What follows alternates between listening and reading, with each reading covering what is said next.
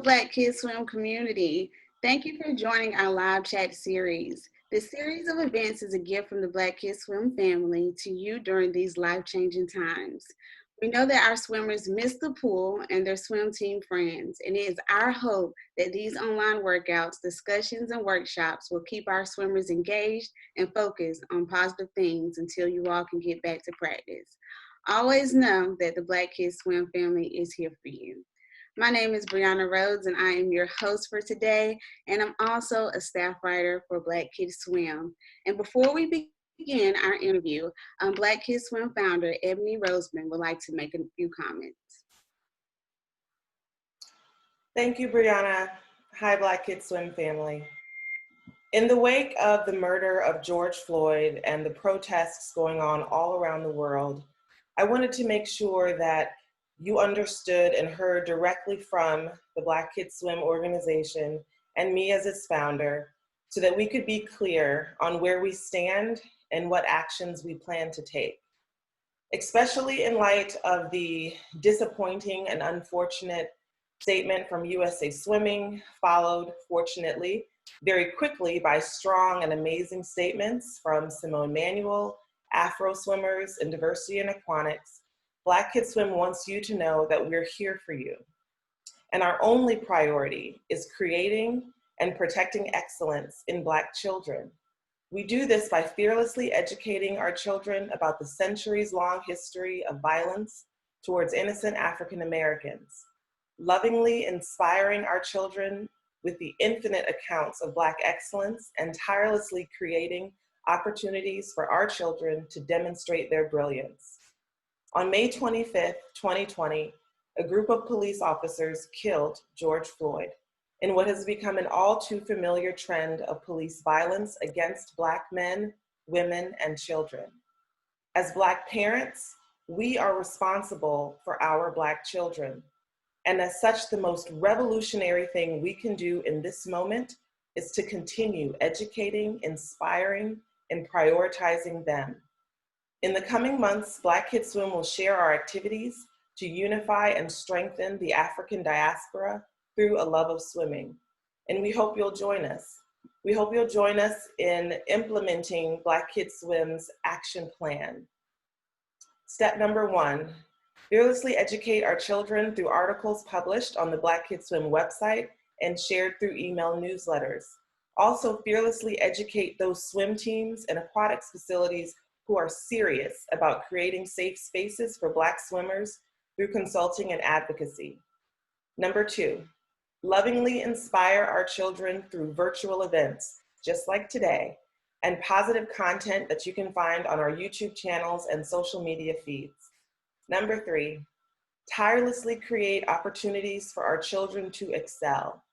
Black Kids Swim's Tobono Competitive Swim Skills Clinic is the only Afro-cultural clinic that prepares elite Black swimmers. Also, the Black Kids Swim Summer Swim Team Scholarship Program places Black children on summer swim teams.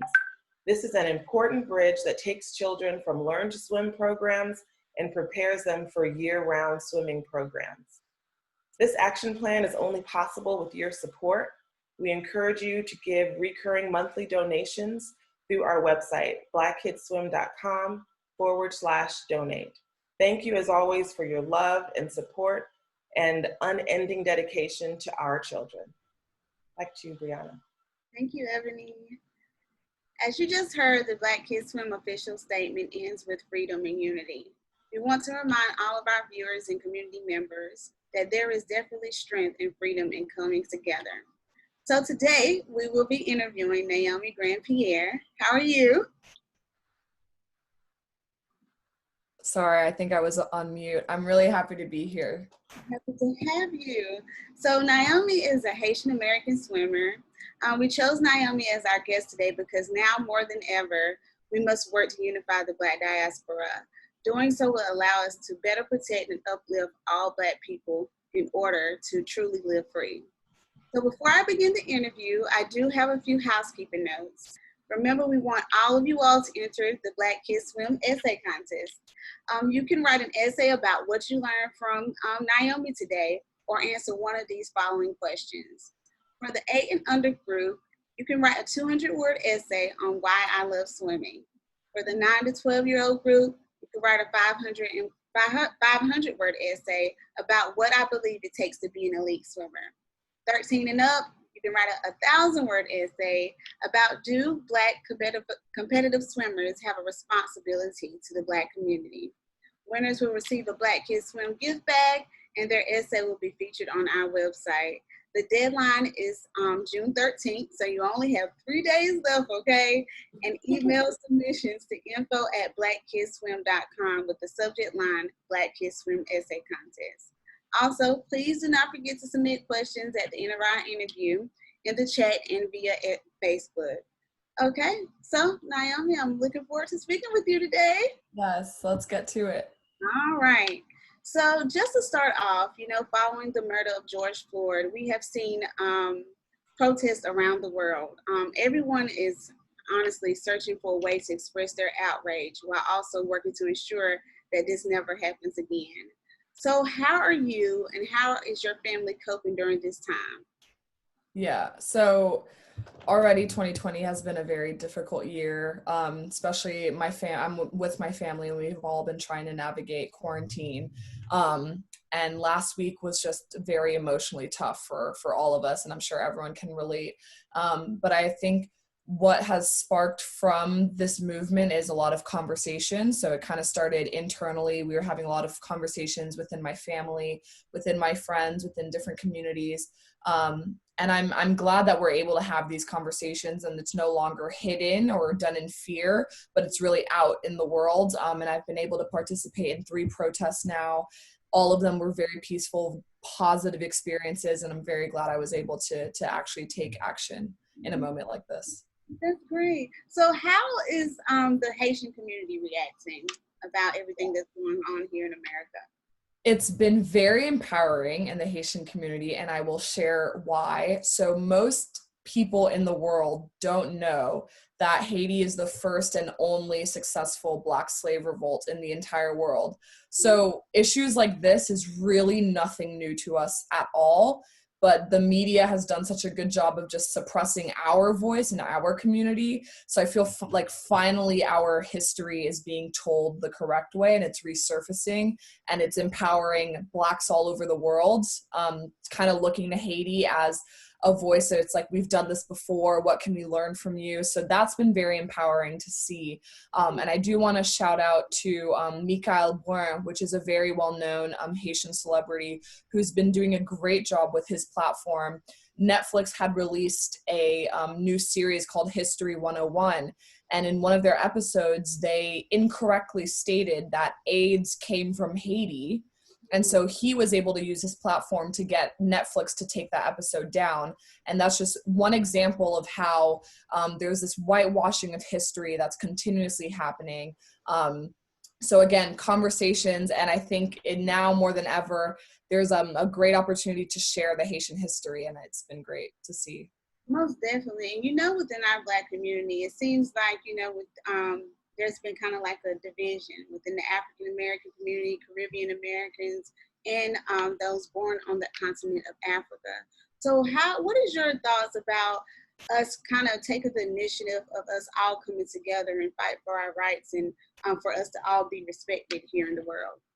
Yeah, it's interesting. And again, it has to do with conversations. And I think it's a good time now to kind of confront our differences or what it is that's dividing us. Because yes, like our cultural practices can be completely different or our perspectives can be completely different. But at the end of the day, other people see us just as Black. And so I think you brought up a really good point. Like now is a great opportunity to just put our differences aside and come together as one united people, just looking for human rights, which at the end of the day, like this is a human rights issue. This is not a diaspora issue or a this country versus this country issue. Like this is literally just humans coming together and fighting for what's right. And I think this is a really great opportunity to find what it is that unites us rather than divides us. Definitely.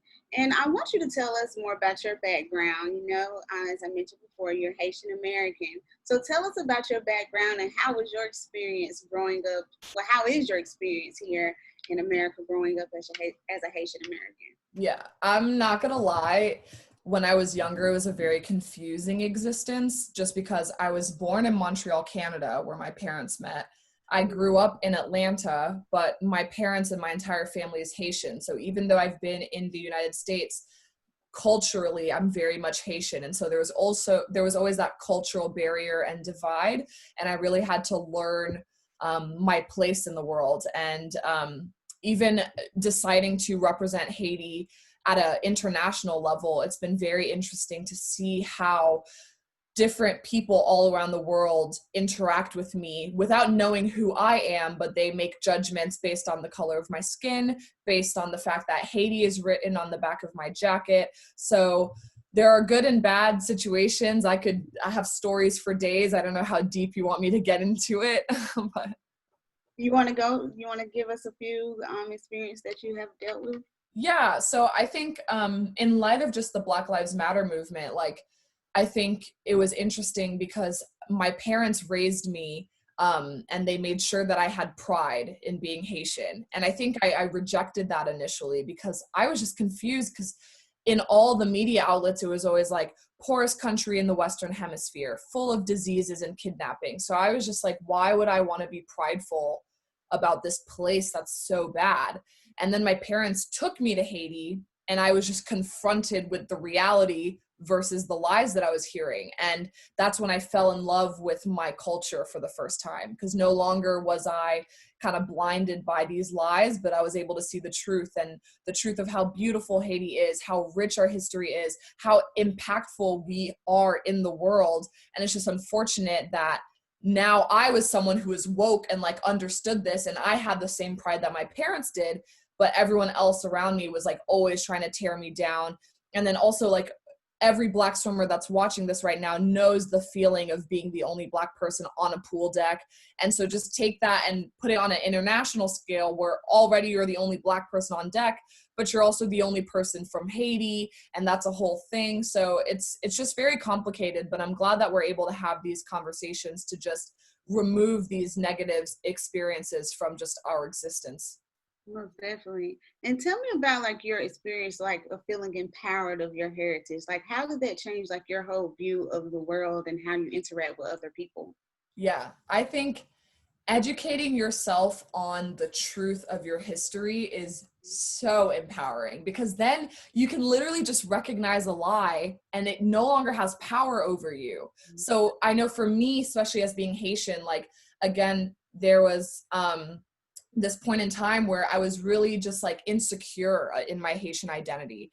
But then again, like, now I have truth. So I'm just like, well, we're the first Black slave revolt and we've succeeded in that. Right. So I don't know what you have to say, like, that is my truth. And if you don't know it, then let me take the time to educate you, because no longer can someone come and be like, oh, you're Haitian, like, and it's like, well, yeah, I'm Haitian, do you know what that means? And I would want to say the same thing with anyone that maybe still feels insecure in their Black identity. Like, do you have a response to that? It's like, yes, I'm Black, do you know what that means? Yes, I'm a Black swimmer, do you know what that means? Or like, yes, I'm Haiti's first female Olympic swimmer. I could decide to be insecure about that and be like, yeah, like, I'm the first, I have no idea what I'm doing. Or it's, yes, I'm the first Black Haitian swimmer and I'm paving the way for other people, and choosing to have that empowerment. And it's all about that attitude. And again, with the conversations we're having, I feel like the next generation of Black swimmers will have that empowerment and that pride and that courage and that bravery that's needed.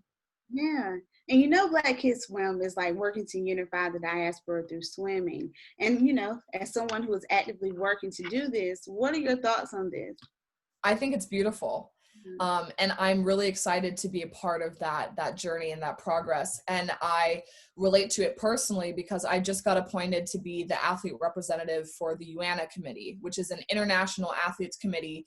And my focus is to make sure that minority swimmers from Caribbean and African countries are given better voices and better experiences in the sport, because my personal experience was just very difficult. I mean, when you compare it, like, being a Haitian athlete living in America, you're really able to see the divide between a third world country and a developed nation in terms of the resources they have, the voices they have in the sport of swimming. So I think it's a great opportunity to just unite everyone that has been dealing with these experiences, coming together and demanding justice and equality and equity in these spaces. And I think it's great what it is that you guys are doing. Yeah, well, thank you so much. And I want to talk about your accomplishments in particular. You know that you was Haiti's first Olympic swimmer back in 2016. But I want to talk about your thoughts on the upcoming Olympics. You decided to stop preparing for the Olympics in order to completely focus on strengthening Haiti's national swim team. Can you tell us about your decision of doing that? And also tell us about your Road to Tokyo project as well. Yes. So that decision was very hard, just because I was training to go to my second Olympic Games. I was very excited, but the problem that I faced was the lack of support. And that issue was something that I dealt with leading up to the 2016 Games, but we were able to kind of do some last minute fundraising to make it all work. So we were able to secure sponsorships to get the uniforms we needed and just make life a little easier to accomplish that achievement. Unfortunately, the resources were not there to make that reality possible. And so I decided no longer was I alone in this journey, but there are 6 other athletes on the Haitian national team who are equally as deserving of the right uniforms, the right opportunity, access to funding and resources so they can get to the qualifier meets. So I decided, instead of using my energy to fully try and take myself to the next Olympic Games, I would disperse my energy and get 6 people to the qualifiers. And that's what the Road to Tokyo project is all about. It's about letting people know that there is a Haitian swim team. We are in dire need of resources and support so that my team, our athletes, can get to these qualifiers and have the same opportunities that other swimmers get, because they're just so talented and they deserve the chance to do the same thing. Yeah, and you've already accomplished so much. Thank you. Thank you for everything and breaking down barriers. But I want to know is can you tell us more about your journey, more in depth? What do you think, for all the viewers out here, what can you tell them about what it takes to compete at that level? Yeah, it takes a lot of mental training. And I think any swimmer watching this completely understands what I'm saying. Yes, swimming is a physical sport, but I think it is one of the most mental sports on this planet.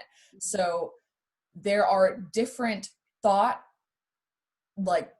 practices that we as Black swimmers need to have that's just completely different from other people. Because, for example, if I'm getting ready to go to a race on an international level, there's the nervousness. I want to make sure that my body is in the right shape for this race that I'm about to compete in. But then there's just the identity issue, because you look around you and you're the only person. I'm the only Haitian on the deck. Or I had a swim meet in Romania, and there were 5 people of color for the entire competition. It was me from Haiti and then 4 athletes from Ghana, and that was it. You know what I mean? And it's not only do I have to make sure I'm representing Haiti to the best of my ability, I want to make sure that I'm dropping time or I'm at least close to my PRs. But then I forgot conditioner. So it's I'm here, my hair is a mess, and I'm praying that one of the girls on the Ghana team has some conditioner and lotion that I can use. Uh-huh. So it's just these little thoughts that we have to deal with and make sure we're not distracted right before our race. So it's just a lot. It's a lot. And I'm so glad that conversations like these are available, because I've been a swimmer for 13 years and I never had access to this. I always felt like I was alone on the pool deck. My hair journey was a struggle that I had to deal with on my own. But now with Black Kids Swim, and there are other organizations that are helping Black swimmers, we have a platform where we can all lift each other up and share our experiences and the lessons that we've learned. So hopefully no one watching this has to go through what I went through. And that was my role to, as you said, to just break down those barriers and make it just better for everyone. One thing that stood out to me is you were saying, it's always a shared conversation when it comes to hair. You were saying, you hope that the fellow swimmer had conditioner if you all could share. Tell me about how that actually made you feel, because I know that it seems like, when you see one of us, we always have that communication and that connection already. Like, how was the experience for you, just knowing that even though it was only like 4 or 5 other people along there with you, did that provide you comfort? Yes, 100%. And I remember, like, I have a picture of the 5 of us, like, we just bonded. We would take the bus together, because it's like, even though you're literally from a whole different country, you have a whole different culture, I know there's some similarities in our experiences, and we're able to bond and just connect and just be there for each other on deck. And I think that's what the beauty of organizations like these are. And I want to share another story. I remember, my first international competition was in Romania, but my second one was in the Bahamas. And that was just one of the best experiences of my entire life, just because in the United States, you're told over and over again that Black people don't swim. You're the minority in the sport. You'll never find people like you. You have Cullen Jones, Leah Neal, Simone Manuel, and that's it. I go to the Bahamas and the pool deck is covered in Black people, and not just Black people who are slow and don't know what they're doing, like fast, elite swimmers who take everything seriously. And it was the most beautifully diverse meet I've ever been to. And again, that was me being able to have truth right in front of me and just dispel those lies. Like, it's not true that Black people don't know how to swim. It's not true that we're a minority, because when you go to the Caribbean, we're the majority and we're very good at what we do. So it's important, again, to have these conversations and to have these bigger perspectives, because I think because America is so big, it's very easy to just stay in our our American bubble and be like, we're such a minority. But let's take a Black swim team from America to a Caribbean qualifier meet so you can experience that, because it's so beautiful. It was so life-changing for me. Well, let's talk about the history of swimming within the African diaspora right now. So Africans were the first swimmers to perform what is today known as the freestyle. And the history of this is thoroughly documented in the work of Kevin Dawson, such as his book, Contested Waters. Unfortunately, this history isn't well known, and many people of African descent cannot swim today. So why do you think this is, and how are you working to change that culture in Haiti? Yeah. So in the same way that most people don't know that Haiti is the first successful Black slave revolt in the world, I think it's the same way that, like, everyone has gotten this very whitewashed version of history where time literally starts after Christopher Columbus in 1492, and like anything before that, like, just doesn't exist. So that's where this idea of like, well, Black people don't know how to swim, well, that's because we're ignoring Black history from the African continent. So it's crazy, because I'm also reading Kevin Dawson's book, The Undercurrent, and it talks about swimming in the African diaspora, and reading that has also been so empowering. And that goes to that statement again about understanding the truth in your identity is so empowering, because in the same way I was able to hold my Haitian identity in a more confident way, I'm able to be like, wow, like, I'm a Black swimmer and I'm actually not the first. Like, all my ancestors knew how to swim, and we literally taught the colonizers how to swim. So it's just all these tricks and these turns in history, and then you're woken up to the truth and you're just like, wait a minute, like, I don't need to see myself this way, because we literally know how to swim. Like, the talent is in our DNA, and that's so empowering. And it kind of makes you think, like, where did it all, like, how did it transition from us knowing how to be swimmers and us not knowing how to do that? So what are your thoughts about that? Like, how do we get mixed up in that and not knowing how to swim now? Well, majority of us. Right. So according to Kevin Dawson's research, what I've found is Black bodies were able to fight white oppression by returning to the water, because that was a place where whites couldn't go because they didn't know how to swim. So they're able to maintain the cultural identity, express themselves fully, and kind of maintain their cultural practices. The only way to suppress an identity is by removing ways to fully express yourself. So I believe part of white oppression is just removing access to your history, to your culture. And that's why now we're at a point in time where most Black people don't know how to swim. And I think that's just a great testament as to the power of white oppression and the forces that we're dealing with. Because again, just everyone's stereotype of Haiti is a direct a manifestation of white oppression, in the same way that people's perspective on swimming and where Black people fit into that is also a clear example of just whitewashing of history. And it's important that we have conversations about just the flaw in this thinking.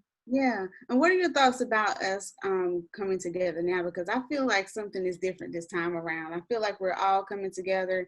A revolution is happening. So what are your thoughts about just seeing the beauty of like people from all over just coming together and being seen as one? Yeah. It's, again, like, I think it's also beautiful. It's been a long time coming, and I'm glad that we've reached a point to have these conversations without fear. You know what I mean? Like, I think these issues have always been there. The stories that I'm just now beginning to share in terms of my personal journey as a Haitian athlete, I'm just now able to share these stories because that fear and that oppression is slowly being lifted, because we're tired. You know what I mean? Like, no longer are you going to suppress my voice. And I think it's important that major organizations are recognizing that, because the more people are having those conversations, the less like taboo it is, and the more we're able to just heal together, get rid of our trauma together, and then move forward together as a more united people, rather than just being divided over the color of our skin. Like, it's just very elementary thinking. Most definitely. And tell me about just in general, like, you said that you've been swimming for 13 years, and everyone that's tuning in, please have your questions prepared, because we'll be asking them for Naomi in a few minutes. But I want to know, Naomi, just in your own words, how has being a Black swimmer changed like your whole life? It's hard to kind of summarize the whole experience, into words, but it's been huge. And I think I want to just thank all the Black swimmers that came before me that helped pave the way.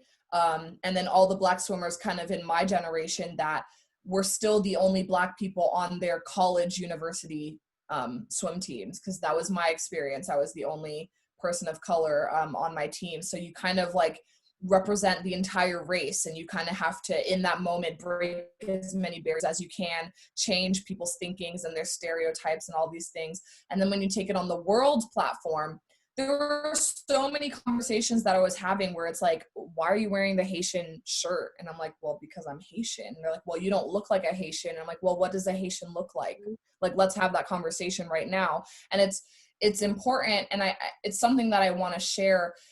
As much as it is a burden to Black people to have these conversations and to like dumb things down to make people like understand, right, it's a burden, but I think it's very necessary. And if we change our perspective and we understand, if we want things to change, we need to, as hard as it is, remove our anger and our frustration, have that conversation. Because if you change that one person's mind, they can change their whole network of people's minds. You know what I mean? And so that's where the power comes from. And that's where, like, me as an individual, I was able to break barriers, but I know that I'm not working as an individual, like when other Haitian athletes, now there's 6 of us, you know what I mean? They're able to go and take up more space. And that's because I was there and I was like, okay, like, make room for me. You know what I mean? So every individual is helping the collective. And I think that's just the beauty of everything that's going on. Yeah, just like you said, like, it takes a lot to get through, like you having to have the courage to break down barriers. So can you talk a little bit more about the mental aspect of things? Like, what kind of words of encouragement would you give our viewers now who are feeling defeated and feeling discouraged and wanting to continue to keep pushing, but it seems like nothing is like, benefiting them in their favor? So tell me more. So I would want to say the biggest thing is that you're not alone. Like, that's a lie. You're not alone, because even though on my college campus I was alone, there was another Black swimmer on another college campus that was doing the same thing as me. So if you look at all of the United States, there were maybe 50 of us fighting the same fight in our individual ways, and we're all collected in that. And then if you zoom out even more on the globe, there were those 4 swimmers from Ghana, and they might have been the only swimmers from the entire country, but they're there making a difference. And there are other people from different countries making a difference for Black swimmers. And because of technology and because of social media, we can now all come together. And even though, Brianna, I've never met you in person, we've been able to chat through email. We're here having this interview. I'm talking to all these Black, beautiful swimmers who are understanding that this struggle, they're not alone in it. And it's a beautiful struggle because there's so much progress coming from it. So on those hard days, just know that it's 100% worth it. I remember when we first spoke, I almost felt like we were kind of connected in a way. Just like when I was hearing you speak, and like just during our initial interview, I was like, man, she is really inspiring. And it's making me want to be inspired to continue to like my profession and help me keep going and talking about Black stories and Black narrative, you know. But I want to know, like, for people that actually want to follow into your footsteps, can you give like 3 pieces of advice for them? And then after that, we'll open the floor out for questions. So have your questions coming in and we'll make sure to answer them towards the end. Yeah. So I want to keep this advice specific to swimming. So I want to say, 1, have a coping mechanism, because it's something that's not talked about enough in swimming, but because swimming is so mental health is huge. So make sure you have coping mechanisms for those hard days where you're just not having that positive self-talk. And that's another thing that only swimmers will understand. How are you talking to yourself when you're in the water, when you're at practice, before a race? Are you screaming at your body, or are you being kind and walking your body through it? And yes, my lungs are about to explode, but you're almost there. So it's that dialogue. And I know I had to deal with that personally. And you can translate that in so many different ways, that coping mechanism for your mental talk. So you apply it to your race strategy. You apply it to your identity strategy. Are you the only Black person on deck? How are you dealing with that? Are you dealing with that in a positive way? I would also say number 2 is just believing in yourself and finding a support system, because it's great if you believe in yourself, but if everyone around you is tearing you down, it becomes very tiring to like pursue your dreams when there's not one person kind of positively lifting you up. So it could be a coach, it could be your parents, it could be your friends. Just find that support system so you can continue to believe in yourself. And then I would want to encourage people to share your voice. In the age of social media, being a Black swimmer, like, you're already an influencer, you know what I mean? And like me just doing my individual journey, it was never my intention to like become an influencer, have 12K followers on Instagram. Like, that wasn't my goal. But I have that now, and I want to make sure that I use my platform responsibly. I share voices that maybe other voices that can't be heard, I can talk for them, and really making sure that you're making a difference in those spaces. So if you're the only Black person on deck, how are you using that beautiful opportunity to use your voice to represent the entire Black Kids Swim organization, the next swimmer that's going to come before you? Make sure that their life is easier because of the position that you're in. Yeah. And while we're waiting for questions to come in, I'm looking forward to seeing what people have to say. Tell us more about your social media and vlogging platform. You talk about using your voice, but you use it in different types of ways. So tell us more about that. Yeah. So there's my Instagram, which I kind of share multiple aspects of myself. So it used to be just swimming, but now I kind of want to share my creative side. Let people know that, like, if you're an athlete, there's more to you than just the athlete. So you could love photography, you could love painting, and just like being able to express yourself without that fear. And then I also last year started my YouTube channel, which is called The Undercurrent. And I really want to use that channel as a way to just dive deeper into topics that maybe aren't being discussed. And I do a lot of sharing of my travel experiences. So a lot of the international travel that I've been doing as a Haitian swimmer, which again has never been done before, I vlog it and I share it on my YouTube channels so people can see and be empowered that, yes, you may be a Black swimmer and you're a minority, but if I can go to South Korea and swim, then you can too. If I can go to Peru, if I can go to Colombia, if I can go to Brazil,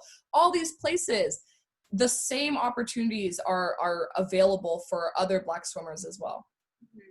And I know that you have like a video about like your hair care routine. Do you want to talk about that a little bit, or how you've been able to maintain your popping curls over the Thank you. Yeah. It's been 13 years of experimentation. And I will say it's only last year that I was able to find stuff that actually works. And I want to like give a shout out to any brand that is specific for natural hair. Cause I remember when like natural hair became cool because everyone was getting perms, everyone was straightening their hair. And then it was like, no, wear your natural hair. And then after that, it was like, here are products for your natural hair that are also all natural. So that was super helpful in like taking care of my hair. And it's crazy because I connected with Ebon, and you guys have a 3-step kit to take care of your hair. And that's the exact same formula that I created on my own. So I would coat my hair in conditioner. I would cover it in a silk cap so my cap wouldn't fall off in practice. And then I would do my practice, and then I would come back, rinse the conditioner out of my hair, throw moisturizer on it. So and I want to just say that like to all Black swimmers watching this, like I understand your pain. And especially if you're the only Black swimmer on an all-white team, that means you're the last person to leave the locker room because you got to put lotion on. You got to moisturize your face. You got to moisturize your curls. These are extra steps that your white counterparts don't have to do. But take the time to love yourself because your skin and your hair deserve to be beautiful, even if you're a swimmer. Yes, and most definitely. And I want to talk about like the empowerment of wearing your curls too. So how did that transition and make you feel empowered, just like taking your cap off and just shaking your hair with your hair still curly? And It's nice. It just feels like you get to express yourself, your authentic self, you know, like I'm not hiding behind straight hair, or I'm not hiding behind chemicals. Like, this is me. Yeah, sounds great. So I just want to know that. But now we have some questions coming in, and I want to start the process of asking you now. So we have a question from Michelle from Prince George's County, Maryland. And she wants to know, did you see the USA swimming statement? What are your thoughts if you did? So it's actually interesting. I've been taking a social media break just because I've been a little emotionally exhausted. So if you could actually update me on what the USA Swimming statement was. It's also interesting too because I think my perspective has changed a little bit. So I'm seeing swimming from a very international perspective. So I don't kind of stay focused on the American world of swimming, but please do let me know and I'd be happy to share my thoughts. We don't have it at the moment, but we're going to work on posting that soon, and then we can answer that question. Okay. So we move on from another question from Yolanda from Detroit. She said there are 2 major swim meets for Black swimmers, and they go to both. Well, she goes to both: the National Black Heritage Championship Swim Meet and the Black History Invitational. Do you think there's a need for more? I think there definitely is a need for more. I love the fact that those are 2 annual meets, and I've been to them before, so they're very impactful. I again want to encourage Black swim teams to look outside of the United States for those empowering moments. You know what I mean? So yes, it's great, and I feel like we really have to fight hard to have our space, you know, for those Black swim meets. And it was so nice for me to just go to the Caribbean and be at an all Black swim meet. Yeah. And I think it's just important for Black swimmers to know that there's a world outside of American swimming, and maybe push to have that budget in place for your team so that once every 3 years or something like that, you get to go and experience like an authentic Black meet, not a meet where like you're forcing to have a Black meet, but it's literally just there and you get to just walk in and be free, and it's just beautiful. And I really want to encourage all Black coaches to kind of look out for that. Yeah, it seems like it's just like an effortless feel. Like you don't have to put on like a type of role. You could just be yourself, and then, you know, you're just with your community. And, you know, like when we all get together, it's like your family. And it's crazy. It's just like little things. Like there's African music playing the whole time. Like it's a loud, fun meet. And I'm just like, why aren't American meets like this? Like what's going on? Yeah. We could just take a break and just do a little dance, and then, you know. Exactly. Okay, perfect. I'm going to read this. Okay. I'm going to read it out loud. Like you, we are at a loss. We are struggling to understand. We are listening. What we know is we stand firmly against social injustice and condemn racism and discrimination of any kind. We recognize there is much work to be done, and we reaffirm our commitment to foster inclusion and to be an ally to those who work toward meaningful change. We will continue to use our platforms to educate and to inform. We commit to being a part of the solution. We are one team and one family. All right, so you guys are going to get my very raw thoughts on this. It's interesting because before going to the international level, I actually worked on the USA Swimming Diversity and Inclusion National Committee. And so these were conversations we were having very early on.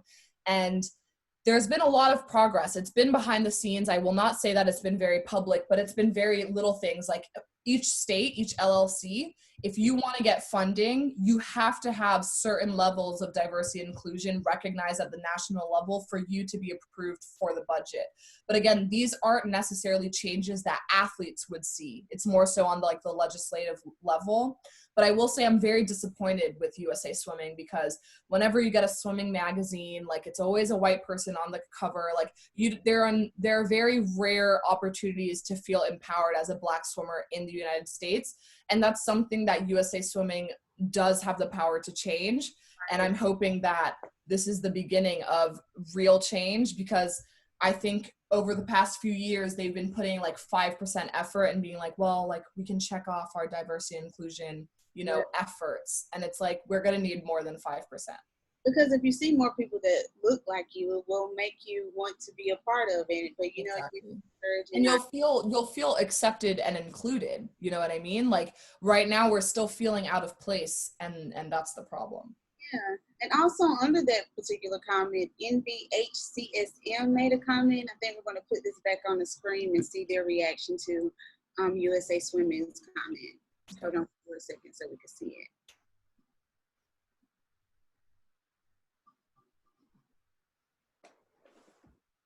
Do you want to read that out loud, or would you like? It says, talk is great, action speaks louder. For 3 years, you never listed our championship swim meet on your website, and we still had over 1,100 swimmers from different nationalities. Let's see what you do in 2021. That's 100% correct. Or even, I know there was outrage when they picked the Olympic coaching for USA Swimming, and it was all male. I think they had one swimmer, and they didn't have one female, I apologize, and they didn't have a single person of color. And that was extremely upsetting, just because there are a lot of qualified Black coaches that could have been, just considered, you know what I mean? Like, I don't even know the right wording for this. It's just frustrating. And I understand the swimmer that asked the question. I understand your frustration. It's a frustration I've been dealing with every day as a swimmer. I've been swimming for 13 years. So again, I take the same stance. I hope that some real change is enacted, because we've been saying the same things for years now.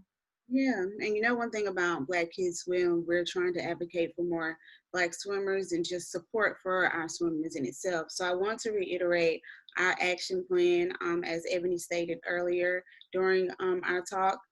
So just to go do a rundown for that. Number one, we're fearlessly educating our children through articles published on Black Kids Swim website, and we share them through our email newsletters. So we're fearlessly educating those swim teams and aquatic facilities that are serious about creating safe spaces for Black swimmers through consulting and advocacy.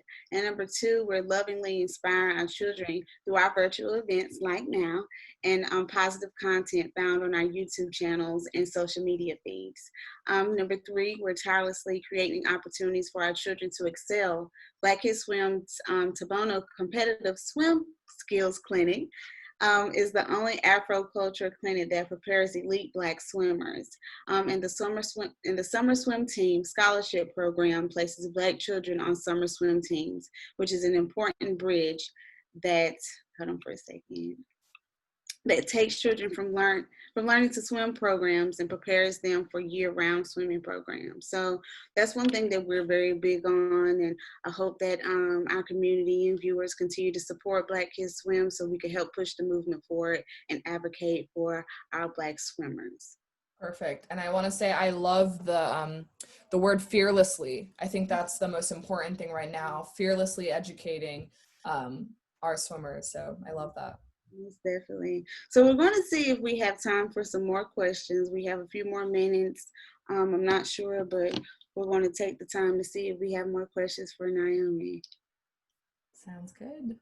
And while we're waiting on that, I want to talk to you and ask for your opinion. Like, when you are giving, advice earlier about mental health, it was in regards to swimming. But what are some coping mechanisms and self-care tips that you can give everyone that's going through the days, like just each day we're trying to process what has happened within the past few weeks. So what kind of tips could you give our viewers who are kind of struggling still? Yeah. Something that I've picked up a lot is journaling.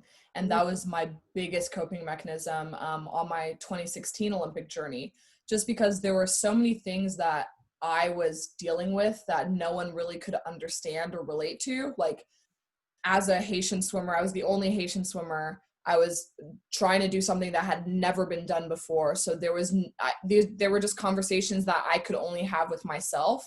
So really having a pen and paper to get those emotions out of myself and onto that journal, that was super helpful to me. Meditation helps a lot. So just going to a quiet place and just focusing on your breathing so that your mind can just stop thinking and you just stop thinking about what's going on. And then social media breaks are super important. I know it's very easy to just get on every day, multiple times a day. So not only is that applicable for your racing, like for me, the day before my Olympic race, my phone was off, my notifications were off. I did not check my phone until after my Olympic race. You can apply that in multiple things. Like last week, I was on my phone every single day from the whole day because I wanted to stay updated with the protests and what was going on. But there's a lot of traumatic images and videos that are being circulated, and you need a break from that. So those would be my three biggest things. Like, take social media breaks, take times to meditate, to breathe, and to calm your mind. And if you have no one to talk to and just talk situations out, having a journal to just get it out of your system is super important.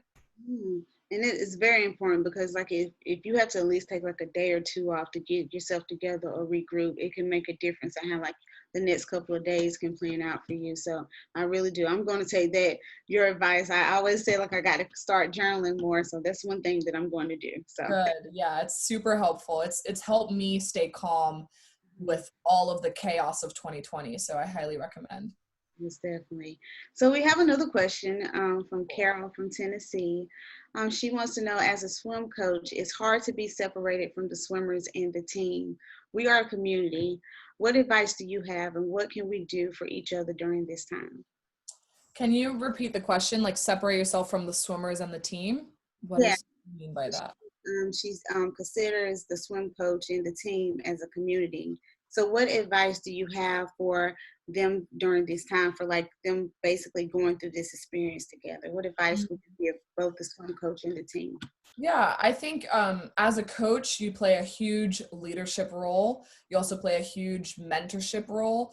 So I think it could be hard as a coach to kind of relate to your swimmers or understand what it is that you're going through. But as a leader and as a mentor, you can create a space, a safe space for your swimmers to just express themselves and what it is that they're feeling and how their mental talk is going. And I think that's what's really important. And for me, like as the team captain of the Haitian national team, that's what I would want to do. Just take the time and not be a leader. Just give the space for their voices to be heard. Like, how are you doing today? How are you coping? What can I do to help you? And when swimming picks back up, something I really want to share with coaches, and this is from a swimmer perspective, and it's interesting because I go to a lot of conferences and stuff, and very rarely do coaches and swimmers sit in the same room and have conversations. Something I want coaches to know is it's very important to incorporate into your coaching routine mental training. So before practice, have all your swimmers come and let's just all breathe together. Maybe you've had a rough day. If you had a rough day and then you're getting into the pool, your mental talk is definitely not going to be good. Or say a month from now, we can start swimming, but there's still the Black Lives Matter movement. Maybe your Black swimmers are just really not doing okay. Maybe doing that 10-100 set is not the day to do it. You know what I mean? So really having those conversations about that mental health and how positive or negative things are going on. Yeah, most definitely. Well, I want to take the time to thank you so much. I don't think we have any more questions right now. And I think that's it. But I want to tell you how much we appreciate you for joining us. Like, you basically gave us comfort today. I don't know if I can speak for everyone else, but you definitely gave me comfort for I'm your glad. inspiring words and empowering words as well. So I do want to reiterate a couple more things before we end our chat. Let me find everything. So like, I want to reiterate, Black Kids Swim's events are meant to educate and inspire our community, and we're adding to goals of unifying and uplifting our audiences. We always love spending time with the Black Kids Swim community, and your kind donations help us to continue sharing programs like these. So please visit blackkidswim.com / to donate and set up your reoccurring monthly donation of $10 to $20 a day. And also, everyone who is interested in participating in our essay contest, please do not forget to submit your essay by June 13th. And we're looking forward to review everything, and we're so excited to see your responses. And Naomi, I want to thank you again for joining us for our discussion, and it was such a pleasure having you today. And I want everyone to take care, and please take everything a day at a time. I know it could get overwhelming and hard to process everything that's going on, but self-care and your mental health is important. So I hope you all just take the time to care for yourselves and give yourself some love as well. Yes, and I want to add one more thing. Please stay connected, and feel free to, if you have any more questions, just send me a DM, either on my Facebook page, it's Naomi with a Y, Naomy HGP, or on Instagram, shoot me a message. And then my YouTube channel is on my website, which is linked to my Instagram. So thank you so much for this opportunity, and I look forward to growing with Black Kids Swim and Ebon as well. Yes, we have to have you back on soon. Maybe we could have like a whole segment about hair soon. So yeah, let's do it. Okay. All right. Everyone have a great day. Okay. Bye. Bye.